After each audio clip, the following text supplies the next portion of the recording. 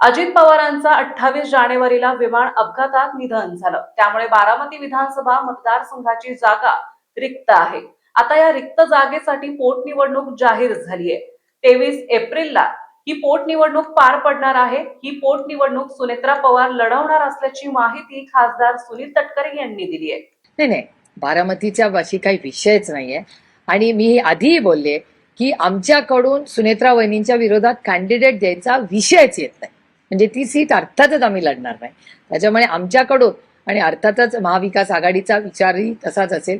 पण राष्ट्रवादी काँग्रेस पक्ष शरद पवार हे कधीच सुनेत्रा वहिनींच्या विरोधात कॅन्डिडेट देणार नाही. विषयच समाज हे त्यांच्यासमोर एकाला कोणाला ठेवणार आहे असं बोलणार ती नाही मला माहिती. आम्ही ती सीट लढणार नाही याच्या बाबतीत आमच्या मनात शंकाच नाही. आणि पक्षाने ऑलरेडी निर्णय घेतलाय. मी तुम्हाला आधीच सांगितलं नाही कोणीच लढणार विषयच येत नाही.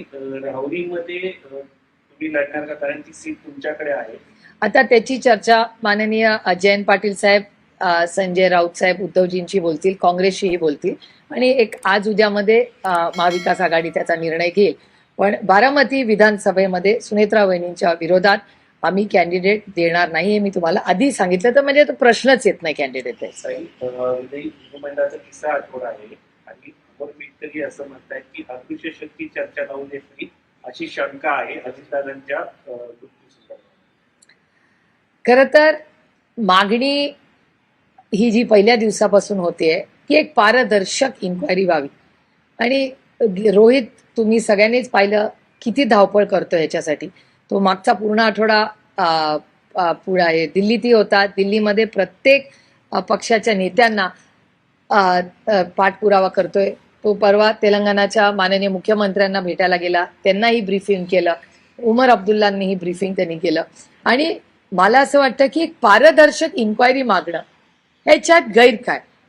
आणि इथेही म्हणजे मी आधीही बोललेले की मी उद्धवजींचे आणि काँग्रेस पक्षाचे मनपूर्वक आभार मानते की दादाच्या या केसमध्ये डिस्कशनसाठी मागणी ही काँग्रेस आणि उद्धवजींची शिवसेना अनिल देसाई जी असतील किंवा अरविंद सावंत जी असतील. अरविंदजी तर 3-4 वेळा फ्लोअर ऑफ द हाऊसवर अरविंद सावंतजी हे बोललेले आहेत की आम्हाला अजितदादांची ही पारदर्शक इन्क्वायरी झाली पाहिजे. तर ऑन रेकॉर्ड शिवसेनाने हा मुद्दा मांडलेला आहे. त्याच्यामुळे मी खूप मनापासून त्यांचे आभार मानते. आणि ज्या ज्या नेत्यांना मग अखिलेश यादव असतील, ममता दिदींचे सगळे खासदार असतील, काँग्रेसला आधीच राहुलजींनी रोहितला वेळ जो दिला, तर या सगळ्यांच्या मदतीने आम्हाला एवढंच आमचं मागणी आहे भारत आणि महाराष्ट्र सरकारकडे की जी काय इन्क्वायरी व्हावी ती पारदर्शक व्हावी. आणि दादावर जी घटना आमच्या कुटुंबावर जे झालं ते दुसऱ्या कुठल्याही कुटुंबावर होऊ नये, तो दिवस येऊ नये एवढीच आमची प्रांजळ भावना आहे.